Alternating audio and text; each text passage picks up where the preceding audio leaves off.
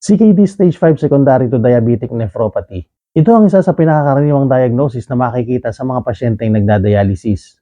Pero ano nga ba ang ibig sabihin nito? Ang CKD o Chronic Kidney Disease Stage 5 ang pinakahuling yugto ng sakit sa bato. Sa puntong ito, halos hindi na kayang salain ng kidney ang dumi, sobrang tubig at mga lason sa katawan kaya kinakailangan ng dialysis. Pero bakit nangyari ito? Ang diabetic nephropathy ay ang pagkasira ng kidney dahil sa diabetes. Kapag matagal na mataas ang blood sugar, unti-unti nitong sinisira ang maliliit na ugat sa loob ng kidney. Sa umpisa, walang nararamdaman ng pasyente. Pero habang tumatagal, lumalala ang pinsala hanggang sa tuluyan ng humina ang paggana ng kidney. Kaya kung ikaw ay may diabetes, huwag baliwalain ang iyong kondisyon. Magpa-check up ng regular, kontrolin ang blood sugar, umiwas sa maalat at matatamis na pagkain, at sundin ang payo ng doktor.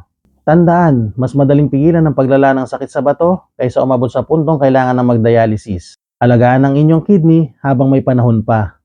Follow mo ako kung gusto mo pang matuto tungkol sa dialysis at kidney health dahil minsan, kaalaman ang makakapagligtas ng buhay.